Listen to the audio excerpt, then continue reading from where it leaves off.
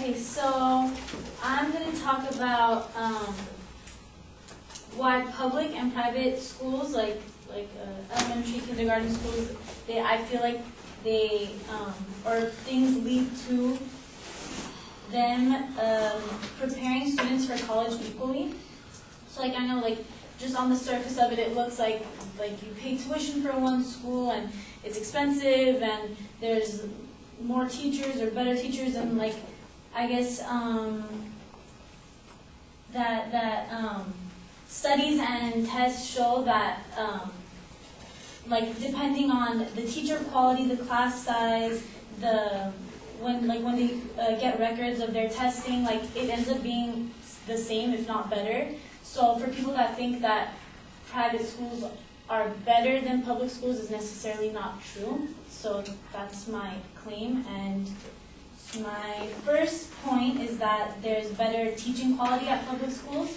63% of public schools employed staff with academic specialties, whereas only 37% of private schools did that. And then when you go to elementary, 73% of public elementary schools employed teachers with specialty staff, and 37% private. And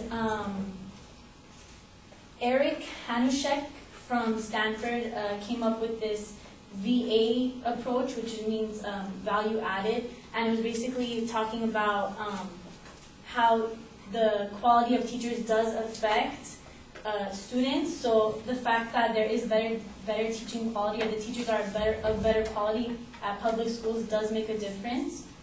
Another point I have is about class sizes.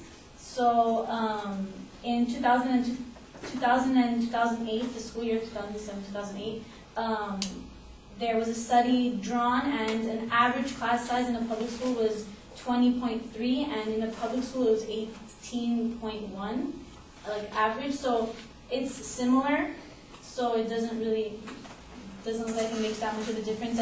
And at the University of Tennessee, there was a study called STAR, and it made it clear that the small class sizes does have an effect on students, and that smaller class sizes impacts them positively in the long run. So the fact that public schools have just as small class size as private schools, it does make a difference. And then another point I have is about the test scores. So in a study with public, private, and Catholic schools, public students showed that when they started kindergarten, their scores were similar to those of the students that went to the Catholic school. But then by the fifth grade, the public school students had significantly improved. It was equal to an extra half of schooling. So they did just as good, if not better, than private school students.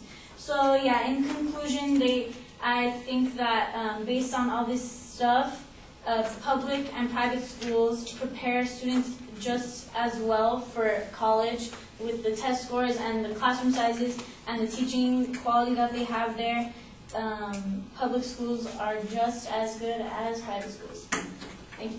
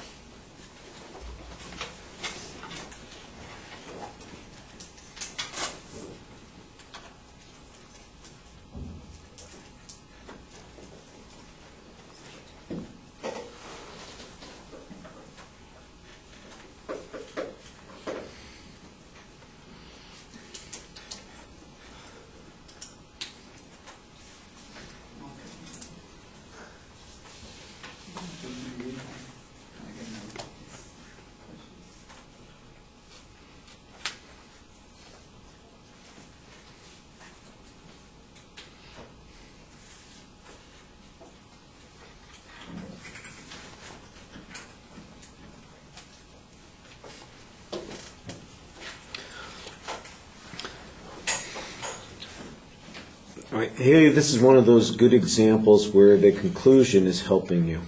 I think I told people the other night, I said, if you have a good summary, you can often make the argument much clearer. At the beginning of the speech, I couldn't tell what it was you were trying to say. You're wandering around. You don't have a very clear statement of your topic. As you're talking, I can infer what your claim is, and so I've got a general idea of what's going on there. But at the end of the speech, you've got a clearer statement of what your point was and what the supporting points were. So I like that.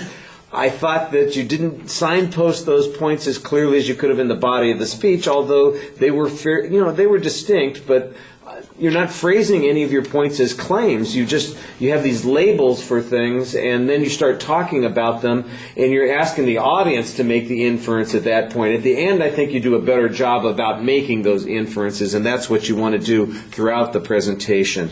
The evidence, I thought, was pretty solid on the statistical information that you presented. You really only had one authority whose opinion that you're citing, but all the other information seemed like it was pretty good. There was some factual data as you went along. There were occasions when you presented some information that was not quite clear. For example, you had one study that said they got this particular result and it was equal to an extra half of schooling. And I don't know what that means. An extra half of what? An extra half a year? They're a semester ahead of some group. They test at a higher level by half a year or something. Or they're twice as good as some other school. It's not very clear, and it sounds like it's not a direct quote. You're trying to paraphrase what somebody said, and usually the direct quotes will be a little bit clearer. So you might want to consider that when you're putting your evidence together. All right, thank you.